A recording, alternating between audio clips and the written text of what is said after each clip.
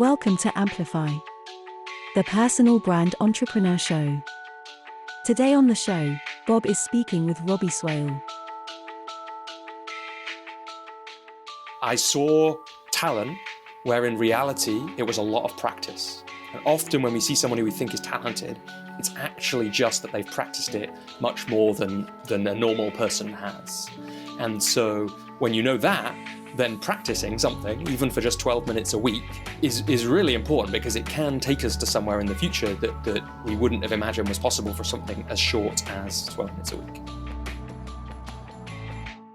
Hi there and welcome back to the Personal Brand Business Show. My name's Bob Gentle and every week I speak with incredible people who share their secrets to building, marketing and monetizing their expertise, intentionally growing a unique personal brand and the mindset you need for your business to grow and thrive. If you're new to the show while you still have your device in your hand, then hit the subscribe button. That way you won't miss a single episode. And if you're a regular listener, then consider sharing this show with just one person. It's the very best way you can help the show grow and for me to reach more people. So some of you come to personal branding as a way to stand out as a coach, and others come to coaching as a way to monetize hard-won expertise and build stronger awareness.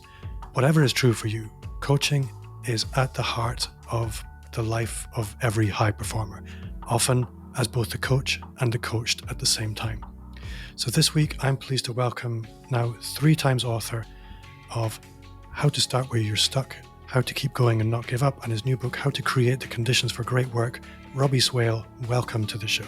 Thanks, Bob. It's a pleasure to be here. So Robbie, we're going to jump deep into the world of coaching today and everything that's surrounding that.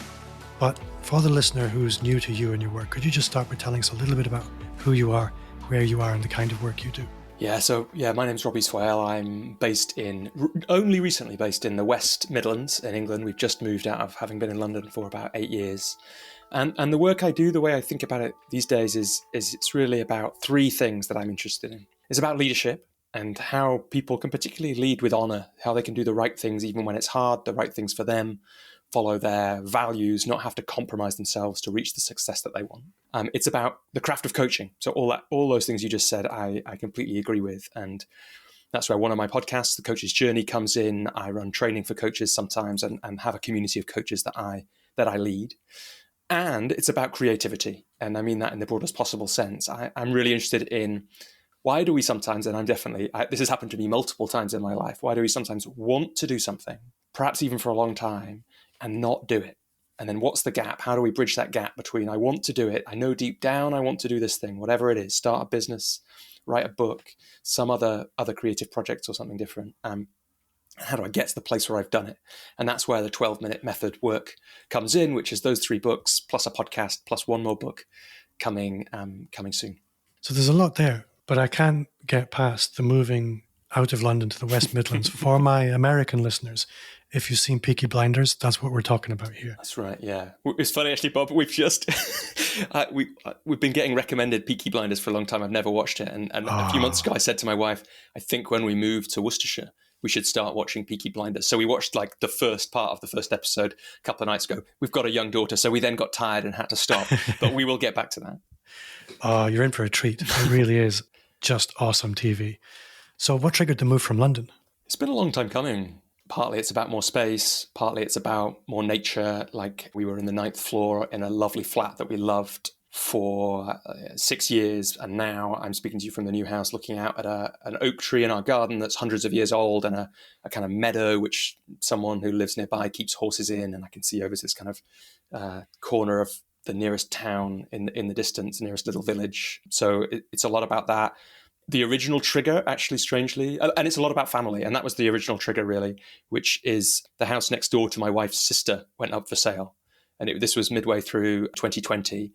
And so like a lot of people, there was a real exodus out of London at that time. I think a lot of people who were planning to move out of the city at some point soon did their moves in 2020. A few of my friends did that. And we saw this house go up for sale next door to some of the people that we love the most. And, that really captured my imagination. And I think that was what we missed. That house, it sold before we got there because that was what the house market was like around here, around then. But that really got the thinking going. And this part of the country, it's near my wife's family, but it's also got other people that we know and care about in the near distance. And about probably 18 months after we had that first thought. Having done various looking at houses, we found this one, and perhaps like every buying a house thing that happens, it had lots of drama in the buying, but we got here in the end, and we're here, and it's very lovely to be speaking to you from this room.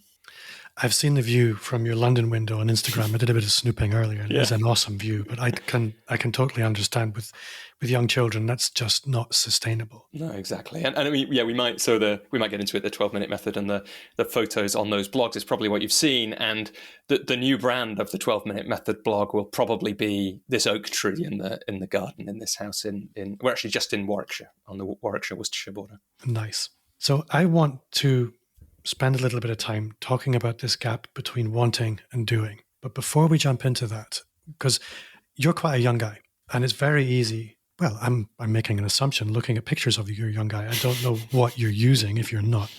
But, I'm 37, so I don't know if that clarifies it counts as young still. I'd be an old for a footballer, but young for a CEO of a multinational company. Yeah.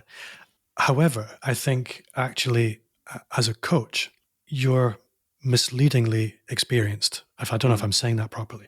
I had a look around your LinkedIn profile, and you've been involved in the coaching for quite a long time. Yeah, I remember being at an event, a coaching kind of conference event, when like 2017, when I'd been coaching for a couple of years. So I started coaching professionally in 2015 when I was about 30, and I remember an event in late 2017, so 2 and a bit years I'd been coaching, and I started telling people I've been coaching for 2 years, and the first person said, "Wow, you've been at this for quite a long time then." So I think in an industry that is moving fast, a kind of lots of new coaches entering the market all the time, 7 years suddenly feels like a long time, and you can add some leadership development stuff that I was doing before I started coaching professionally onto that, and it's probably getting on for a decade now that I've been focused in my work on developing people in that way. I just thought it's good to get that out there because it's easy to misunderstand people, and listening as well, you hear quite a young voice. And for me, you have an impressive pedigree in coaching, which is why I want people to listen, and it's why you're here. So let's talk about this gap between wanting and doing, because when you said that, I immediately thought of this Zig Ziglar quote. I think it's Zig Ziglar, it might not be. But if you always do what you've always done, you'll always get what you've always got. And a lot of people just continue banging their head against a brick wall with doing what they've always done. And then they wonder why their businesses never really progress. So what is that? Mm-hmm. Yeah, I mean, there's probably lots of levels we could talk about it on. At a fairly deep level, what comes up for me is to start something new, we have to become something new, which means we have to change. And change is difficult, and there are parts of us that don't want to change. And so one of the reasons, my view would be, and this is influenced by people like Stephen Pressfield, whose work really helped me stop being someone who often didn't do those things and become someone who mostly does the things. I think a big part of it is, we are wired to stay safe, and to keep us totally safe, we kind of have to never change, because if we change, there'll be change. We don't know where the change will lead. We don't know what will happen in other parts of our lives. But to do the things, we have to act with courage. And if we act with courage, then we kind of have to change. For the listener, I'm still resonating on this. To start something new, you have to become something new. I'm struggling to move on from that, if I'm honest. That was really good. I've written it down. I'm going to use that and claim it as my own. Please do. But I recognize exactly what you're talking about there. I think a lot of people, normality is our default, that what's normal for us is normal for us. And to move away from what's normal for us, it's almost like it causes pain and discomfort. And as an organism, we're hardwired to avoid that discomfort. And that was great when we were in the caves and we were trying to stay safe. But if we're running business, it's really, really unhelpful. So you're essentially fighting against nature. You're fighting against gravity. And so you need systems and processes to essentially strap on jets there to allow you to overcome that gravity. In your work, that appears to be the 12-minute method. And whenever I hear 12 minutes and method, I'm immediately drawn to it because of the implied simplicity. So can you tell me a little bit about that?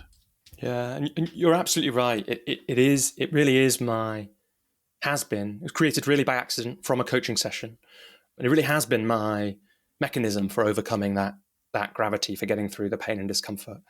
For sure, I used to take the pain and discomfort as meaning something about who I was and what I could do. Like this is a really important piece for me.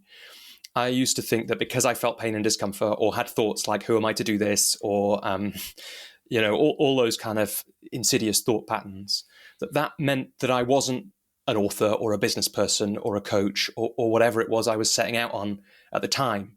And so, again, just to mention Pressfield again, one of the big things that his work did for me, particularly the book, The War of Art, was showed me that everybody, if not everybody, many, many, many successful people in every field have those same thoughts and fears and pain and discomfort. And really what separates us is, what do we do in the face of those things? And so in about 2016, so I was about a year into my coaching business, and one of the things I'd realized was, both one of the prerequisites, most important things, and privileges of having a coaching business was to receive coaching myself as part of that business. And I was working with a coach called Joel Monk, who runs an amazing training organization for coaches called Coaches Rising. But Joel was my coach over a period of about 18 months. And we were working on essentially this place of pain and discomfort that I found, which came up every time it came to what I called share myself. So this would be kind of when I was publishing my website for my business for the first time, but everything from that to creating things or writing to making jokes on social media, it all had this kind of pain and discomfort that you're talking about. And we'd been working on this in a variety of ways. And then this magical thing happened. I'm working on book 4 in the 12-Minute Method series at the moment. And one of the things I wrote in the intro to that is this moment that I think is like etched in my story now, which is that Joel was an artist, interestingly, before he was a coach, among other things. He said, when I was an artist, I used to enjoy painting series of paintings. What would happen if you created a series of articles? And for some reason, that was an important moment. And what we created from that kind of thing that emerged between us was what at the time we called the train series. So I got a train from southwest London into London Waterloo in the centre of the city, short train journey, 3 days a week to some work I did in a leadership development organisation. And the train series was going to be created along these rules, which were, I was going to write an article on each of the days in the next 2 weeks. There were 5 of them that I was going into this office. When I got on the train, I would start writing when the train started moving, stop when it stopped, proofread that article once, and then post it on LinkedIn as it was at that point. And I chose LinkedIn because I thought basically no one read LinkedIn, which was kind of true, much more true in 2016, kind of true then, not so true now. LinkedIn's kind of changed as a blogging platform, or grown in that way, as I've seen it. And what I found with that was it was painful. There was pain and discomfort and anxiety and worry. And for me, a lot of it was about embarrassment, people laughing at me, people calling out my writing for being rubbish, much less polite words. And basically that the kind of the key thing about these 5 articles was that didn't happen. Now, I didn't get a huge response to them. Some of them probably didn't get any likes or comments. A few of them did. But the key thing was my fears weren't proven true, and I could kind of feel some of that thing we were just talking about beginning to happen. Now, I wouldn't have called it that at the time, right? The way I think about it now, I just knew something was up at that time. But what was up was I could feel a bit of the other side of becoming someone new in order to do something new. Because when you're coming up to that moment of doing something new and having to become someone new to do it, it's all the pain and discomfort and fear. But when you take action in the face of fear, which is just how I define courage, right? Action in the face of fear. If you do an act of courage, on the other side of that, you start to feel what it's like to be brave and to grow and become something new. So I could feel that happening. And what I decided to do, I had a 2-week holiday after that, and I didn't commit to anything. But over the holiday, it kind of came clear to me, I need to keep this going. So I decided to keep the train articles going until Christmas that year. I think we started in August, so it was a few months. And then at Christmas, I decided to keep it going. I decided when I came back from the holiday, I'd do it every week. And I've now been writing an article in essentially that way every week for more than 6 years. At some point, I stopped getting the train as much, and I checked that day, how long is the train? I think it was a train from Waterloo to Clapham Junction at that time. How long is this train? It was 12 minutes. And so when I wasn't getting the train, I would set a timer. So write while the timer's going, stop when it stops, proofread it once, post it online. There are now something like 270 of those articles.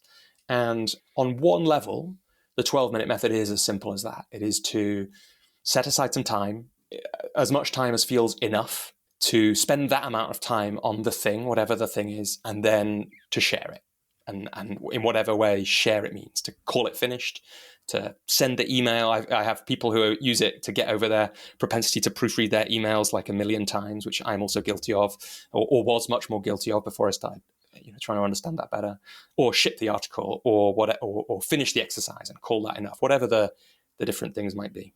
I think what you described there is a really interesting method that I think anybody listening can extrapolate how it can be used in many other circumstances. One of the things that I see again and again is people seem to have almost a success barometer. They seem to reach a certain point in whatever it is they're doing, and then they can never really reach beyond it. And as you put it earlier, to do something new, to start something, you need to become something new. To operate at a different level, you need to operate at a different level. And that requires an identity shift. And that isn't something that you can just magic. It comes through the experience of doing something new. And what I like about the 15-minute method, it's a little bit like, well, I often speak about how you need to desensitize yourself to the things that are causing discomfort. And over time, they will become normal. That 12-minute method can be applied to pretty much anything that's causing you a block, which I guess is the whole premise of the method, I'm assuming. Yeah, that was what it was for me, right? I didn't think about it at the time, but when I'm supporting other people to create a method like this, that's usually where we start from. Because I didn't start out to have a blog with 270 articles and 4 books and all that kind of thing. I set out, I want to become somebody who can share themselves online without this pain, discomfort, fear, and anxiety. And that's essentially what I was practicing. Now, it happened that I was also practicing some other things, right? I was practicing writing, and because I was practicing writing, I was practicing having ideas and thinking, and it's had impacts on all kinds of other ways as I've had to become someone new, have some identity shift in that way. And it was definitely a gradual process. So I would say now I have become that person. So there's I can't remember the last time I can't remember a recent article that I've written where it carried that kind of pain and discomfort or worry, but that didn't stop overnight, right? I would say 3 or 4 years in, there was still sometimes I was writing about something that felt so edgy for me that it was, that it was really edgy as to whether, like, am I really gonna share this? And in the end, the commitment, the practice, the fact that it was a practice is what kept me sharing in those times. But it's absolutely been a process of desensitizing to that thing. But in a way, I wouldn't call it desensitizing. Doesn't feel quite right. It's not like a painkiller, right? It's like working. It's more like the maybe it's more like the immune system, right? Fighting. It's like humans being anti-fragile. If we get an infection, it doesn't break us. Actually, we're stronger from then on. It's more like that. It's more like a strengthening and a growing that comes from a practice like this. Yeah. I think going back to this whole wanting and doing thing, I think one of the things that I encourage a lot of people to think about is before you go out and try and do anything, or if you are not seeing the results that you want, or if you don't know the direction you want, you need to start with a little bit of fantasy and then clarify that into a vision for your business or your personal brand or whatever it is that matters to you. If you don't have a really clear vision, then you're going to really struggle to move with any energy or achieve any momentum. And it doesn't matter what that's for, whether you want to start a new business, whether you want to start showing up online more strongly and with more confidence. It begins with a vision. And a lot of people often struggle to understand, okay, I have this amazing vision of what future Bob could look like, but all the barriers on the road to that vision of future Bob just look insurmountable.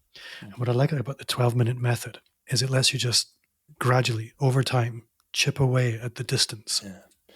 Yeah, absolutely. My old coach, Rich Litvin, he used to often talk about, you have a long-term goal. I think it was a 25-year goal, and then focus on 90-day sprints. And I think I'm right in saying this, that he said that 90 days is 1% of 25 years. It's something like that. So it's like, that's probably those are the 2 timeframes that I think really help you go from wanting to do something but not doing it to doing it, right? Like you said, it's useful to have the time frame, which is the long game. It's like, where do you want to be in the end? How do you want this thing to be? And then in some ways, I've found it and seen it to be very powerful to detach from that as much as possible and bring yourself as close to the present day as possible, because it can very easily be the insurmountable stuff on the way, obsessing about the vision, stopping us from getting into action. There are all these ways in which we can fall down. And so actually we can share this with listeners, because there's a worksheet that I have to help people create their own 12-minute practice. But I'll share we can put a link, I guess, Bob, in the show notes or something. But yeah, the three questions or the three areas that I invite people to investigate are these kind of things. So the way I usually ask the first question, the vision question, because the 12-minute method for me was about changing who I am, it starts from a question about that. It starts from, who would you like to be in 5 years' time? I mean, you can use any time frame for this. You can go the 25 years, you can go longer, but who would you like to become? And for me, it was, I'd like to become someone who can share the things they've made online, ideally with joy, but at least with this pain and anxiety. And then the question is, what does a person who's like that do regularly? And well, one of the things in my example is, well, they share things online regularly.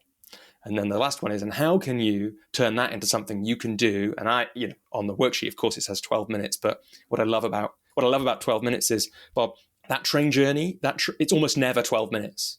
Only a couple of times a day is it 12 minutes. So it could easily have been the 7-minute method or the 30-minute method or the 15-minute method. And the great thing about that is, we're talking about the principle here. And when people take it and run with it, I've got people who, often it becomes 20 or 60 or 10 or something different. But how do you make that into a repeatable thing that you can practice? And then once you've got that repeatable thing, it's just about practicing and detaching as much as possible from that outcome that you want and remembering the practice. And the reason that the reason that is so important is that, at least in my view, I've learned this from several authors and different people, but I feel like it was a real shift for me to see that talent, I was over-indexing what is talent massively. Many of us do this. I saw talent where in reality it was a lot of practice. And often when we see someone who we think is talented, it's actually just that they've practiced it much more than a normal person has. And so when you know that, then practicing something, even for just 12 minutes a week, is really important, because it can take us to somewhere in the future that we wouldn't have imagined was possible for something as short as 12 minutes a week. I think as well, a lot of people completely overestimate what it takes to achieve certain things. I've learned this through speaking with lots of entrepreneurs at a very high level. What they find is the gap between them and the people who are perceived to be sort of several, I hate talking about levels of entrepreneur or things like that. Yeah. But I guess those who are achieving heroic status and success, they only really had to push 10 or 25% further than those who are struggling. And it's that little bit of extra effort, it can just make all the difference. And we completely underestimate how achievable, incredible things are. Yeah. And, I get interested when people have all kinds of practices, right? Which are or could be essentially a 12-minute practice. And one of the things you get for leaders in business is often they're so busy, right? And I get curious, well, what happens if you could just have 12 minutes a week of the creative thinking or the slowing down that you feel like you never get? Again, I think one of the things I've learned from the 12-minute method, from myself, from using it and talking about it with others, is it's about obsessing in some ways about enough, doing enough, not doing as much as possible. And sometimes a lot less than we think is enough. Like 12, if we think about that 10, 25% more that somebody might have to do to move to the next speech marks level, although I know, I get why you're questioning that idea, but we all know what you mean. It might not, exactly like you say, it might not take as much time or energy as we think. And certainly that's been one of my experiences as a writer using 12 minutes. I have had a few times that I can remember, I'm sure more over the years, where I can remember one about branding, actually, an insight I had about that. And I thought, I'm going to sit down at some point and write a speech marks proper article about this, which in my mind requires, sitting down, maybe doing some research, writing for a whole afternoon. And then after maybe a year after having that idea, it kept knocking on the back of my mind. And I was like, here's a thing that I want to do that I haven't done. What's going on with this article? And maybe I should just give it a go in 12 minutes and see what happens. And it turns out in 12 minutes, I was able to write pretty much the whole thing that I thought would take 2 hours. And only my story about how long something would take, how much thought and energy it required, had stopped me getting that idea out into the world much earlier. And unfortunately, this is a kind of trap that I've fallen into a bunch of times in my career. And my feeling is, it happens a lot for a lot of people. I think what you reminded me of there, and everyone will relate to this, is for some reason, the day before you go on holiday, you can get 3 weeks work done. Right. Yeah. So why not systematize that? That's what you're describing there. Mm. And the timer does that actually, Bob. The timer's like, I think the timer is an underrated tool. I use it for writing in this way, but I also use it to pattern interrupt as well. So to make sure I don't accidentally, for example, accidentally find myself still in my inbox like 2 hours after I went in there. I'll often set a timer for 20 minutes. Like 20 minutes is enough time to do the important emails and then get the hell out of there and do something that actually matters. There's a name for that phenomena. I can't remember what it is, but it's this whole thing of any task will grow to fill the available space.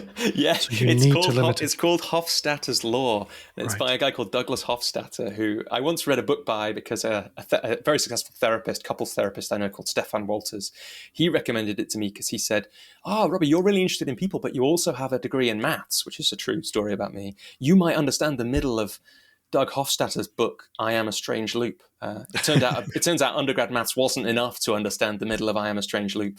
But yeah, Hofstadter's law is exactly that, except you missed a bit, which I know is partly him making a joke, but is true. It's something like any task will expand to fill the time available, even when you take into account Hofstadter's law.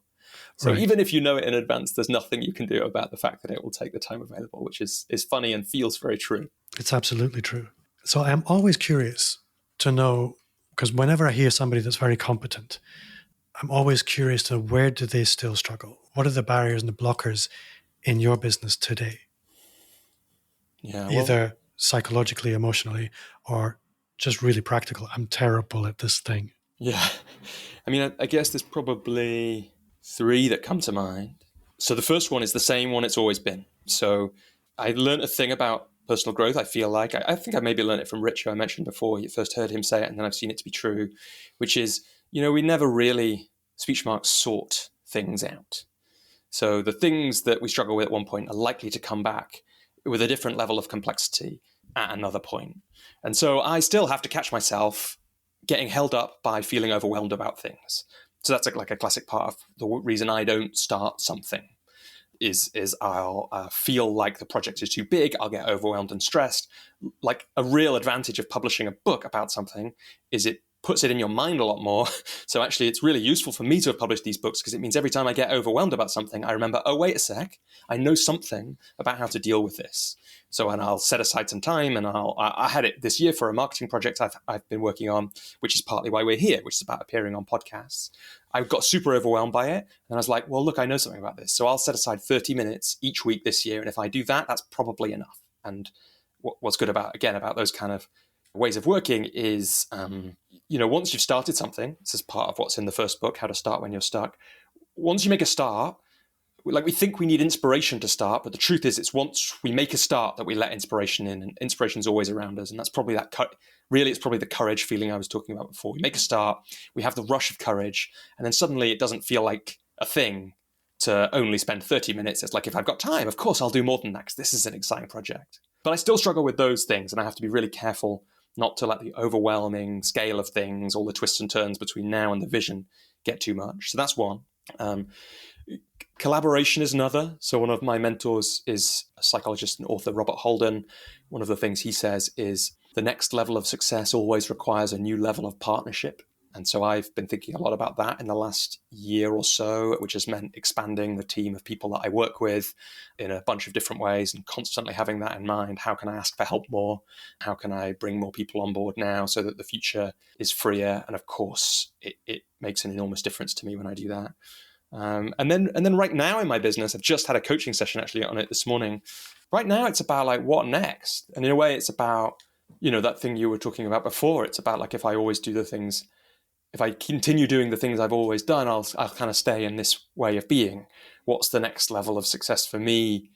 And how do I need to change as a person to open that up? And for me, it's been a real year of, what we call it, like action, getting the books out, books that have been, so the books were written 12 minutes at a time. They came in some ways, they came from those the first 3 years of that 12-minute blog. Like I accidentally discovered that in late 2019, I thought I'd put out a book of the blog because LinkedIn is so hard to navigate to. I was like, well, people who want to read all this blog won't be able to find it. But one of the things I could do is I could put them into a book. And I thought it'd be funny because I could call it, I wrote this book in 12 minutes. and then my friend Steve, who was one of the first people that I was asking for help, my oldest friend, or not my oldest friend, but an old friend, and who was the best man at my wedding. So a really good friend. He's a great editor and writer in his own right. And he was going to edit it for me in a really light way. And he said, can the book do what the title does? Because the title says to me, if you wrote a book in 12 minutes, I'd probably better get on with all this stuff I haven't been doing.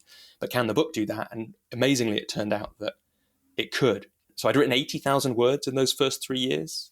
That's what 12 minutes a week got me. And amazingly, I'd basically written 80,000 words about doing the things that we've been meaning to do. And I can talk more about why that is, but this is a long way of saying I've been focusing really then this year on getting that out. And it's been a really action-focused year. And I've actually realized that at the moment I'm struggling to get back into a kind of, the insight that I had in the coaching session this morning was get into the more visionary parts of myself so that I can really think about, well, what's next for me? What does that look like? Perhaps it's that next, we were talking about finding the next fantasy and the next vision. But I feel like that's from the coaching session this morning, it's going to feel quite different to how I've created visions in the past. It's going to have to, for me to go to a new level. So where I'd like to go next is there will be people listening who don't have a coaching business. And I think there are two kinds of coaches in my experience. I think there's the kind of coaching that you do, which is, on the one hand, it would sound disparaging if I were to say it's general, but it really is about helping people make personal shifts. And then there's the kind of coaching that I do, which is I help people on a very specific journey. I'm the companion for that thing. And there are lots of people listening who are awesome at a particular thing. And there comes a point where you need to move off of the tools and doing things for people all the time. And the next step up, the next level, as we described earlier, is to look at an advisory, coaching, companion, strategic partner, whatever you want to call it. Typically, we call it coaching, to wrap that into their business. So if you were going right back to day one, you were doing it again, or the other way to ask this question is, if there are people out there and they're thinking, I could add a little bit of coaching to my business, how would you advise them to move into that? It's a really good question. And I think you're right. There's a kind of, the coaching that I do tends to be more personal, perhaps more psychological. It's we're looking at, in a way, things like the thing I just described for myself. It's like there's a new level of success. There's somewhere someone wants to go. What is it that they need to unlock in order to get there? Whereas sometimes people are bringing, like, here's this thing. When you're doing this thing, come to me, which I think is more what you're talking about. And it's almost like a tennis coach. Right. It's Exactly. quite different. And so, when people are coming to coaching, the first thing that comes to my mind is, like, make sure that you want to do it, right? So it's like, practice, try it out and experiment. That would be the first piece that I would say. Now, probably if someone's getting to that point, even if they're coming to it from a strategic point of view, like you said, it's like, now's the time to shift into that level where I'm more of an advisory role and I'm doing things for people less. If they're probably, because they've got a business like that, they're getting asked for that help a lot and they're giving that help a lot. And one of the key things, and really where my shift to coaching came from, was what are the things in my other work, and I was a leader in arts and culture in the UK, like what are the things about that I actually loved, the actual tasks. And it became obvious to me when I slowed down with it that it was the things to do with people. So one thing would be, do you actually want to do it? Will you love doing this work? And then to experiment with it. And that would probably be the first thing I would say. Does that begin to answer that question, Bob? Or is there something, what else? Poke me in a different way. No, it does absolutely help. It's not right for everyone. You are absolutely right to identify that. Where is your passion? Where are your talents? I think if you're not a people person, it's probably not the right way to go. But I do feel, and it comes back to this whole thing of, if you keep doing what you've always done, you'll always get what you've always got. And if you want to grow your business, there comes a point where a lot of consultants, I'll put it that way, they are trading time for money. And there is a limit to what you can achieve there. The market at some point will dictate your rate, even if you're at that most premium end, there comes a point where you can't reach much further.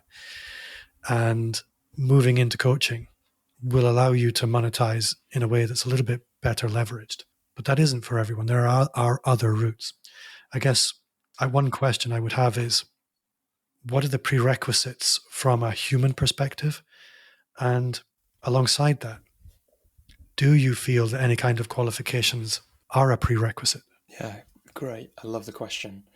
Well, look, on some level, and I'm perhaps a little bit too much of an absolutist about this, I would say there are no prerequisites, but some people may require more practice than others. If you're practiced at listening to others and you've thought about listening as a tool, as a skill, which many people haven't, because why would you? It's something we do all the time. But if you're practiced at that, then that's a great prerequisite. You'll find yourself taking to coaching, in my view. If you think of yourself as a people person, I think that's a really nice way of putting it. But I would say that there are skills in what we can call coaching, as defined by those industry bodies like the International Coach Federation or something like that. There are skills in this idea of coaching that are useful for anyone and are worth practicing by anyone. And I'll never forget that I once had a client who was he was a very successful leader in his field, incredibly smart man, amazing CV, and one of the hardest first coaching sessions I've ever done with somebody. He really wanted me to prove my worth to him. And, these days I might have responded differently to him, but we did it. We kind of went, it felt like we'd had like a little boxing match in that session, but he kept coming back. He stayed. It was part of a leadership program. And at some point in the middle of it, he really got it. He got that there was a thing here that I was doing that he could take and he wouldn't have described himself as a people person. He was probably a thing person or a process person or something like that. But he got that there was a thing that if he could take it, maybe it was the sprinkling of dust that would be the next level of success for him. If he could just find the 2 or 3 things that I was doing, that if he did them 5%, 10%, 20% more with his people, would really change things. And so there are things in coaching that anyone would benefit from. And I don't think that a certification is a prerequisite, but I think let's not pretend that if a group of people have done an enormous amount of learning and thinking about a thing, they might have something interesting to say. So at the very least, there's like a book that's worth reading for somebody if you're going to go out and be a coach, call yourself a coach, even if you're going to do a kind of the more tennis coach work, right? You've got the expertise and you're going to guide someone through these processes. I would say it's worth reading one book, and you could choose the one like one of my favorites is one called Effective Modern Coaching by Miles Downey. And he's a very interesting guy. I had him on my podcast for coaches. And there's something about the clarity of thought for him and the focus and the practical nature of that book that I really like as a recommendation. But that'll give you a whole set of skills to then experiment with. And then if you find from the experimenting with sessions with somebody or with people to find out if it's for you, or from reading a book like Miles's, but there are lots of other great ones out there. What's another good one? Kim Morgan's one is good. Claire Pedrick's book, Simplifying Coaching, I hear great things about. There are lots of great ones. If you find that piques your interest and you want to learn more and deepen your understanding, then a certification is a great way to go. But it's definitely not a requirement for having powerful transformational conversations with somebody. People without certifications do that all the time. And you can do a certification and still not be coaching someone in a powerful transformational way. But it can absolutely help create the conditions for really good work. And I think to build on that, I think the one prerequisite for a coach is to have a coach.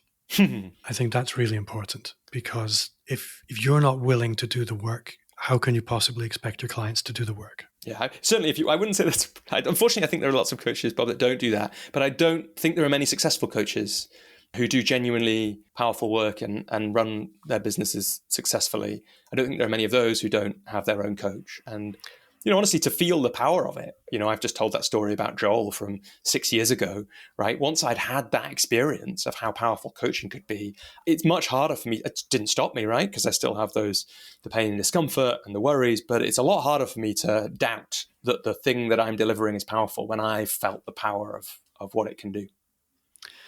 So, Robbie, I have had great fun. I've probably made more notes in this interview than I have in most. Oh, that's so nice to hear. That's great. I love it, Bob. I've had a lot of fun too. And I feel like I love it when I'm on the edge of new thinking, and it feels like I've been in that place with you. So yeah, I've loved it. Oh, well, I'm glad. But I need to bring one last question. And it's, what's one thing you do now that you wish you started 5 years ago?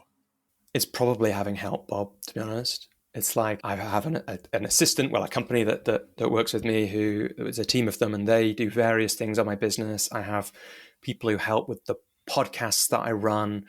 It's probably in that. I'm not sure about it because I'm always a bit wary of these questions, Bob, because I'm a science fiction fan. I don't want to mess with the space-time continuum too much, because I like my life, and I'm not saying something you would go back and fix. I disapprove of that. Yeah, but it's like, because what I was going to say about getting help, it's like there's a power in and a value in having wrestled, for example, with podcast editing myself, so that I can work with an editor at a different level of thinking. But I think that in a way, I just wish I'd got help earlier for sure. Yeah, I think a lot of people wrestle with trying to do everything themselves for far too long. It's often... That was definitely true of me. Yeah, I mean, it needs to be commercially possible for you. But I think, as we've seen with the 12-minute method, if you're not quite there with the commercial side of your business where you can let go some of this stuff, let's work really hard on those few things that will move the needle to get you there. Yeah, absolutely. Like I said, Robbie, I have had great fun. You have been an awesome guest. But that does bring us to the end of another episode. Thank you to you at home for listening. If you enjoyed the show, then I would like to gently encourage you to leave a 5-star review wherever you listen to podcasts. That's 5, like the fingers on your hand. And share the show with just one person. Robbie, if people want to connect with you, where can they do that? Well, let's share with everybody the worksheet, which will help people create their own 12-minute practice if they want. So that's a great way. And if you do that, when I think about what real success is for me in my business, one of the most meaningful things is when people say, I've been meaning to do this thing or wanting to do this thing for a long time. And then I came across your work, Robbie, and now I've finally done it. So if anyone uses that and creates something from it, I'd love to hear about that. You can find links to pretty much everything I do, the books, the podcasts, the coaching at robbieswale.com. The books are on Amazon and other places like Waterstones or Blackwell's in the UK, Barnes & Noble in the US. And the podcasts are in all the podcast places as far as I know. And there's 2 of those. There's one for coaches, the Coach's Journey, which is interviews with coaches about how they, similar asking questions a little bit like the one you asked me about, what was important at the start and what was important as your business grew, but specifically for coaches. And also the 12-minute method podcast, which is about me investigating the things that I have wanted to do for a long time and in the end finally done, and what helped me get there. And it's great fun. I get to talk about changing career, but also learning Spanish and how me and my brother have rejuvenated our relationship, and also starting podcasts and writing books and things like that. So yeah, you can find those in all the podcast places. Thank you. And if you did enjoy the show, then you will also love the Personal Brand Business Roadmap. It's 100% free as a gift from me, and it's 30 pages of everything you need to start, scale, or just fix your expert business. You will also find a link to that in the show notes, or you can just visit amplifyme.agency/roadmap. Thanks again for listening. Thank you, Robbie, for your time, and see you next week.